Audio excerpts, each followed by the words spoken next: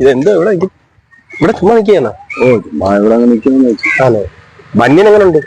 മഞ്ഞയും കൊള്ളാം. ഇത് ആരുടെ കോറല്ലേ? കോറല് ഐറ്റോ. ഇപ്പൊ സ്കൂൾ യൂണിഫോം എല്ലാം അവരാ ചെയ്യുന്നത്. നല്ല സ്റ്റിച്ചിങ്, നല്ല ക്വാളിറ്റി. നമ്മളത്രയും പ്രശസ്തമാണ്. നമുക്ക് രണ്ടുപേർക്കും തന്നെ. അപ്പൊ അതുകൊണ്ടാണ് അവര് നമുക്ക് തന്നത്. ചങ്കുവിനെയും കണ്ടപ്പോ തന്നെയാണോ? നമ്മൾ അതിന്റെ ഒരു മോഡലായി മാറാൻ. അത് ശരി. അപ്പൊ കുഴപ്പമില്ല, നല്ല തണുപ്പുണ്ട്. നല്ല തണുപ്പുണ്ടല്ലേ? നല്ല സാധനം, ഒറിജിനൽ ബന്യനാ. അപ്പൊ നിയമസഭയിൽ നടന്ന സംഭവമൊക്കെ അറിഞ്ഞു? ഞാനൊന്നും അറിയാറില്ലല്ലോ. എന്തുവായിരുന്നു? സ്പീക്കറുടെ ഫ്രണ്ടിൽ കൊണ്ടുവന്ന് ബോർഡ് വെച്ചു. സ്പീക്കറിന്റെ മുമ്പിൽ കൊണ്ടുവച്ചു. ചേംബർ മറയുന്ന രീതി അത് വെക്കാൻ പറ്റത്തില്ലെന്ന് ഭരണപക്ഷം പറഞ്ഞു. അങ്ങനെ ഭരണപക്ഷം അതിനെതിരെ ശക്തമായ പ്രതിഷേധം രേഖപ്പെടുത്തി. പ്രതിപക്ഷം പറഞ്ഞ് ഈ സ്വർണ്ണക്കടത്തുമായി ബന്ധപ്പെട്ട വിഷയത്തിലും ഈ ADP-യുമായി ബന്ധപ്പെട്ട വിഷയത്തിലും കൃത്യമായ ചർച്ച വേണം നിയമസഭയിൽ. മുഖ്യമന്ത്രി എണീറ്റ് എന്ന് പറഞ്ഞു തീർച്ചയായും ചർച്ച ചെയ്യും. 12 മണിക്ക് നമുക്ക് ചർച്ച ചെയ്യാം. പ്രതിപക്ഷം വേറെ എന്തൊക്കെ പറഞ്ഞ പോയി. നിയമസഭ അങ്ങ് പിരിഞ്ഞു. ഒരു ദിവസത്തെ ചെലവ് എത്ര നിയമസഭ കൂടുന്നതിന്? 600. അത് അറിയണം.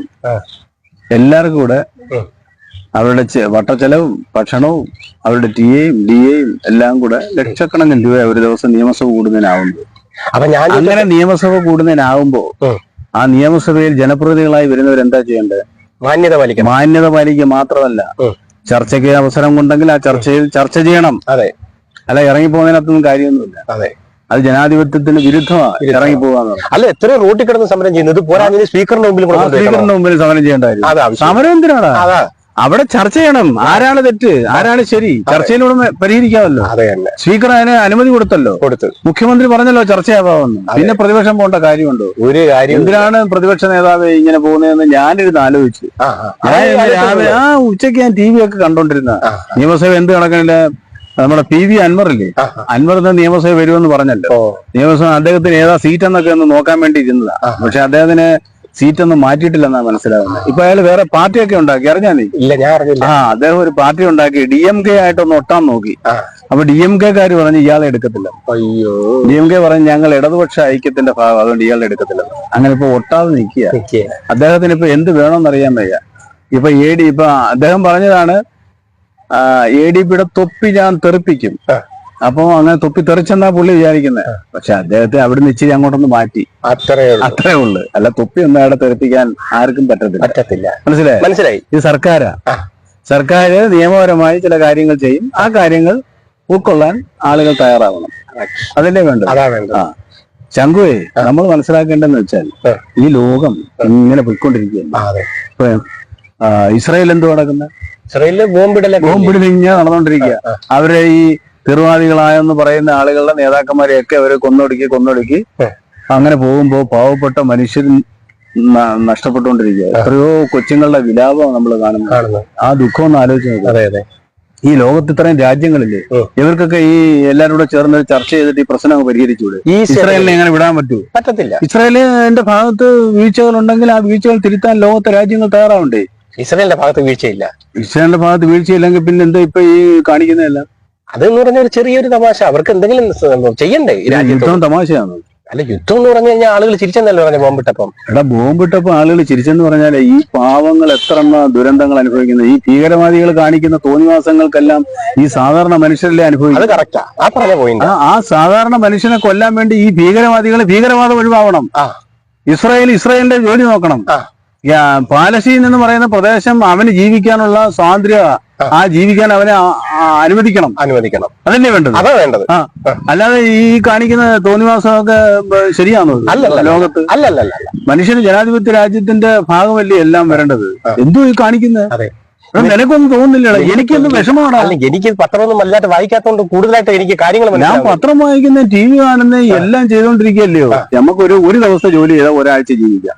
ഒരു ദിവസത്തെ ജോലി ചെയ്താൽ ഒരാഴ്ച ജീവിക്കാം. രാത്രി കഞ്ഞി കുടിക്കും, ഉച്ചക്ക് ചോറുണ്ട്. എനിക്ക് പറ്റത്തില്ല. രാവിലെ 2 ദോശ എന്തെങ്കിലും കഴിക്കും. ഞാനിവിടെ എനിക്ക് പൊറോട്ടയും ഇറച്ചിയും വേണം. നീ പൊറോട്ട ഇറച്ചി നീ കുറെ നാള് ജീവിക്കത്തില്ല. കുറച്ചാൾ കഴിയുമ്പോൾ തീരും.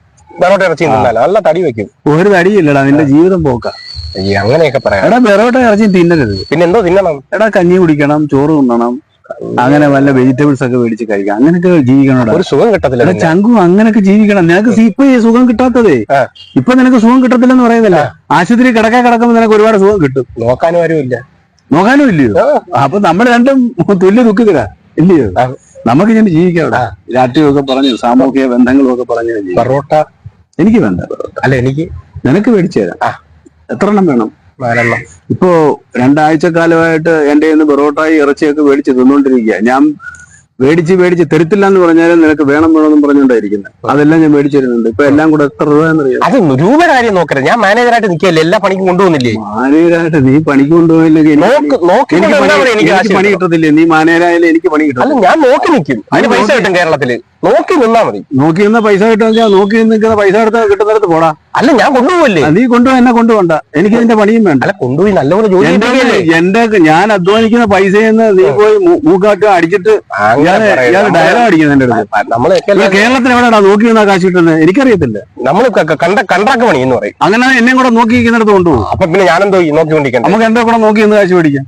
അങ്ങനെയാണെങ്കിൽ അങ്ങനെ വല്ലതും കിട്ടും നോക്കട്ടെ. ഞാൻ ഒന്ന് പോയിട്ട് വരാം. പോയിട്ട് വരാം. ഇപ്പൊ ഇന്ന് പൊറോട്ട ഇല്ല. നിനക്ക് പൊറോട്ട വേണം? പൊറോട്ട ഇറച്ചിയുണ്ട്. ഗ്രേവി ആദ്യം.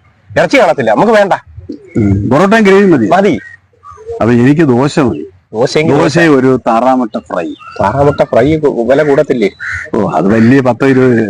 ബീഫിനൊക്കെ വലിയ വിലയാ. ബീഫ് ഇല്ല, വെറും ഗ്രേവി ഉള്ളു. എനിക്ക് ഗ്രേവി ഉള്ളു. ഗ്രേവിയും പൊറോട്ടയും. അപ്പൊ എനിക്കും ദോശയും ചമ്മന്തിയും. വാ, നമുക്ക് പോയിട്ട് വരാം.